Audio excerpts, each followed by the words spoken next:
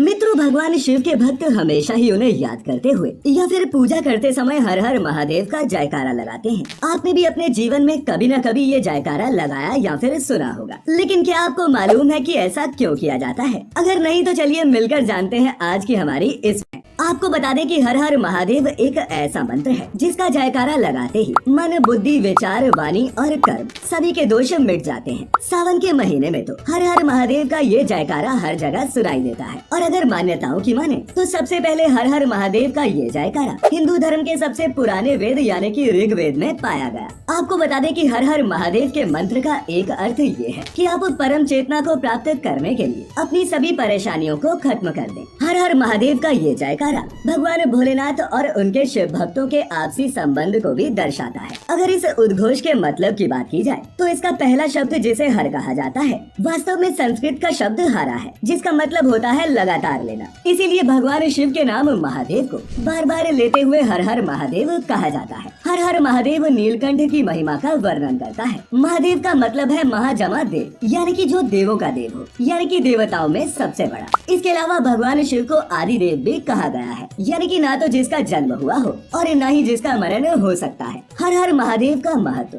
अब मित्रों, ये सृष्टि तीन देवताओं यानी कि ब्रह्मा, विष्णु और महेश से बनी हुई है। जहाँ परमपिता ब्रह्मा ने इस सृष्टि का निर्माण किया है, तो वहीं भगवान नारायण विष्णु जी इस सृष्टि का पालन पोषण करते हैं। और भगवान महेश यानी कि शंकर जी को संहार के लिए जाना जाता है, जो संसार में बढ़ते हुए पाप को समाप्त करते हैं। अब भले ही कोई अमीर हो या फिर गरीब, सब हर हर महादेव का जाप करते हैं। और बता दें कि इस जयकारे के उद्घोष से कमजोर मनुष्य को भी शक्ति महसूस होती है। वहीं जो लोग परेशान हो चुके होते हैं उन्हें आशा की नई किरण दिखाई देती है और इससे मनुष्य के जीवन में नई ऊर्जा का संचार होने लगता है। वहीं मित्रों, जब महादेव रुष्ट हो जाते हैं तो वो अपनी तीसरी आंख खोलकर संसार को खत्म भी कर सकते हैं। और कहा तो ये भी जाता है कि शंकर जी अपने भक्तों से बहुत जल्दी ही खुश हो जाते हैं। और अगर कोई भी मनुष्य सच्ची श्रद्धा या फिर मन से उनका ध्यान करे और उनकी पूजा अर्चना करे तो भगवान शिव उस पर अपनी कृपा जरूर बरसाते हैं। अब मित्रों, आपने भी कोई न कोई पौराणिक कथा जरूर पढ़ी होगी जिसमें दानव और राक्षस भी कठोर तपस्या करके शिव जी को प्रसन्न कर लेते थे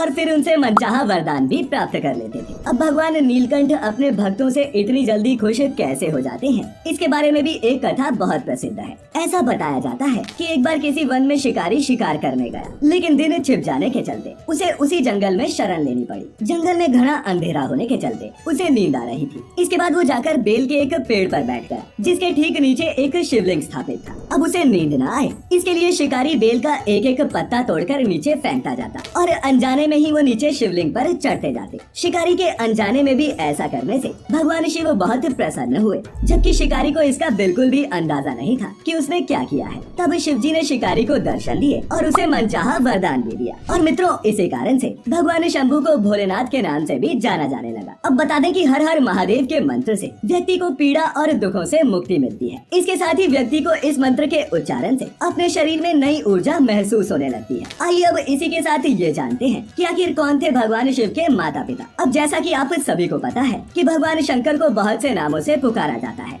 जैसे महादेव, भोलेनाथ, शंकर, महेश, रुद्र, नीलकंठ आदि। वहीं तंत्र साधना में भगवान शंकर को भैरव के नाम से भी जाना गया है। भगवान शिव सनातन धर्म के प्रमुख देवताओं में से एक है और वेदों में उन्हें रुद्र के नाम से भी जाना गया है। शिव व्यक्ति की चेतना के अंतर्यामी है, यानी कि वो मनुष्य के मन की बात पहले ही पढ़ लेते हैं। वहीं उनकी अर्धांगिनी यानी कि देवी शक्ति को माता पार्वती के नाम से जाना गया है। महादेव के दो पुत्र कार्तिकेय और गणेश जी और एक पुत्री अशोक सुंदरी भी है। अब आपने शिव जी को ज्यादातर योगी या फिर ध्यान की मुद्रा में ही देखा होगा, लेकिन उनकी पूजा अर्चना शिवलिंग और मूर्ति दोनों ही रूपों में की जाती है। महादेव के गले में हमेशा नाग देवता विराजमान रहते हैं। वहीं उनके हाथों में डमरू और त्रिशूल दिखाई देता है। वहीं अर्वाचीन और प्राचीन विद्वान उनको ही ईश्वर कहते हैं। उनकी देवी शक्ति को पार्वती के रूप में जाना गया है और भगवान को अर्धनारीश्वर रूप में भी पूजा जाता है। श्रीमद् देवी महापुराण के अनुसार भगवान महादेव के पिता कौन है, इससे जुड़ी भी एक पौराणिक कथा है। तो देवी महापुराण के अनुसार एक बार जब देवर्षि नारद ने अपने पिता ब्रह्मा जी से प्रश्न किया